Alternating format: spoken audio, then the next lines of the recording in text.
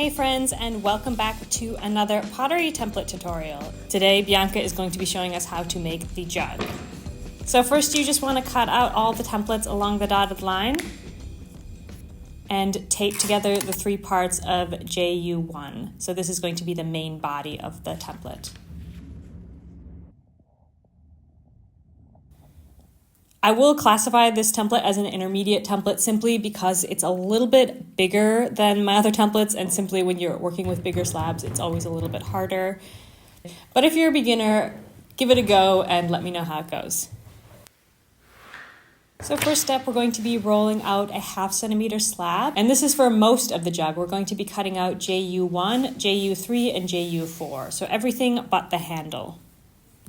But since the template pieces are so big here, feel free to roll them out separately, just like Bianca's doing here.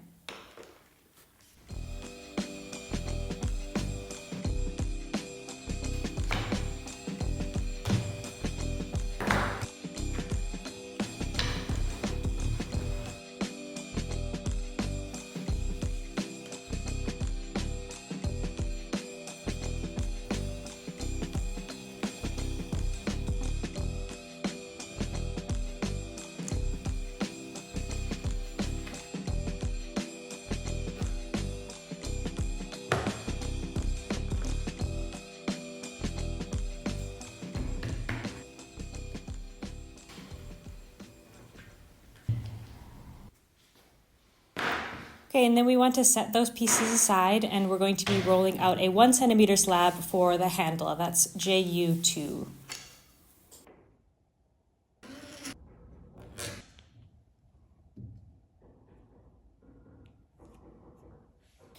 Okay, now I recommend letting your pieces dry out a little bit. This will make them easier to handle, especially when working with larger slabs. So what you can do is put them in front of the fan for a few minutes. I usually go for about 10 minutes in front of the fan, or you can wait for a half an hour to let them dry out a little bit naturally. It's completely up to you, and it also depends on the humidity in your studio. So you want them to be less floppy at this stage. So when you're handling the large slab, it's not going to collapse in on itself. Now that our slab pieces have dried out a little bit, we're going to start with the body of the jug. So what we want to do is cut the two straight ends at a 45-degree angle. This will create an overlap that will hopefully create an invisible seam.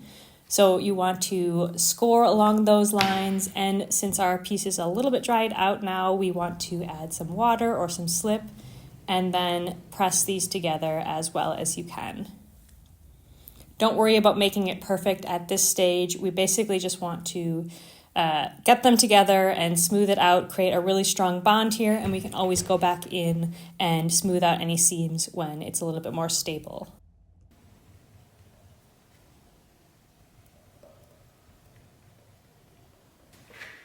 Okay, now it's time to add the bottom. So we're going to be using the round piece, JU4. And the bottoms of my templates are always a little bit bigger than they need to be. That's because for creating the nicest seam, we want to attach first and then trim to size. So you want to set the jug body on top of JU4 and mark where you want to attach. And then you can go in and slip and score and attach them together firmly.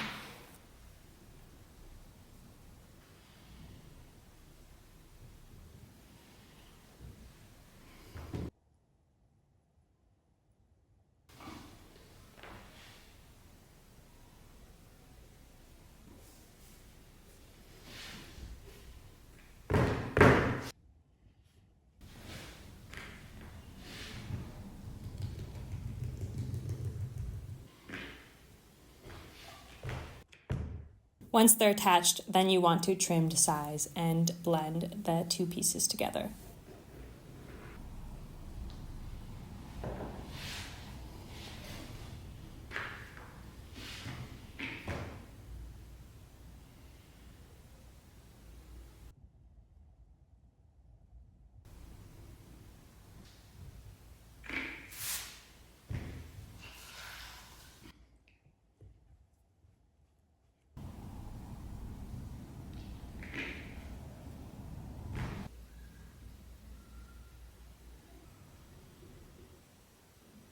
Okay, our next step is to work on the spout. So we're going to be using JU3, and you can see exactly marked on the template where you should cut a 45-degree angle. This will create a more smooth transition between the spout and the body of the jug. So I do recommend cutting at a 45-degree angle. Whether you have this angle cutter tool or not, you can always cut with a needle tool or a knife instead. And then you want to mark on your jug where you will attach the spout.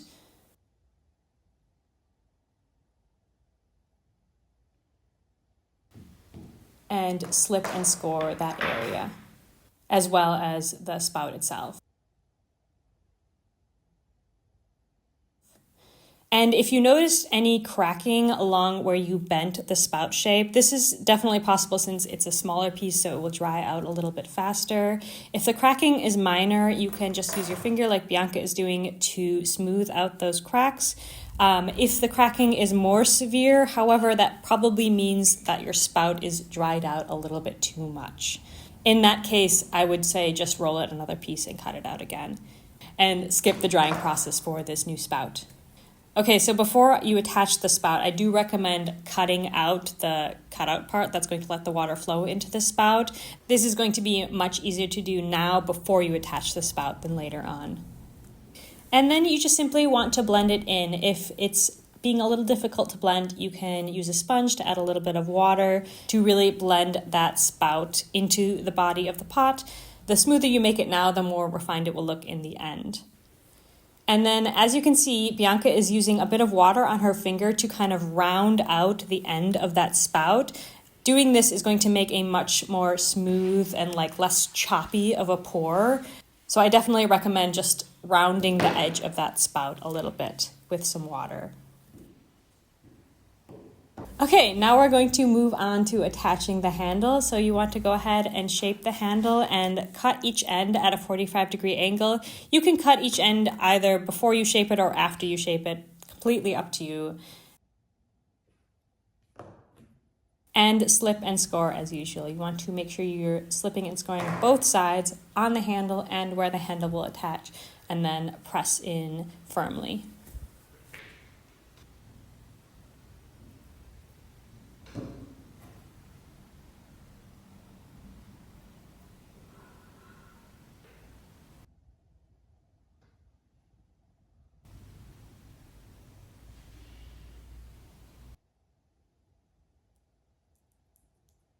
What Bianca's doing here with the ruler is just making sure that the handle is actually opposite of the spout. It's deceptively tricky to make sure that the spout and handle are at perfect opposites of each other. So just have an overview, line everything up, and do the best you can. Okay, final touches. We're just checking to make sure the top is nice and round, the handle is a good shape, and then we're ready to let it dry out.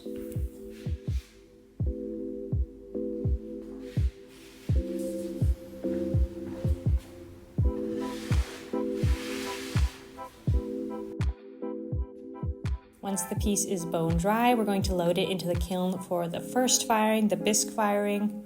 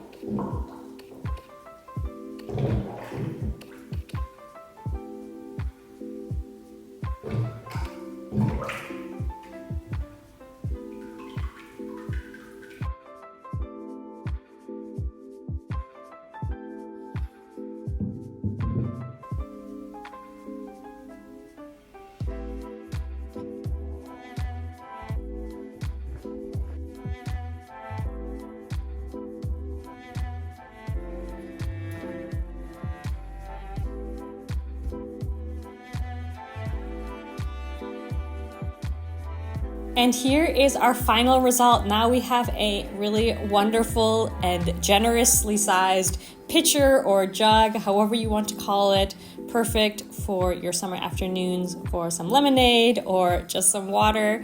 You can also put some flowers in and use it as a very practical vase. Completely up to you. I hope that you enjoyed this template. Thank you so much to Bianca for demonstrating that for us, and I'll see you again next month with a new template. Bye, friends.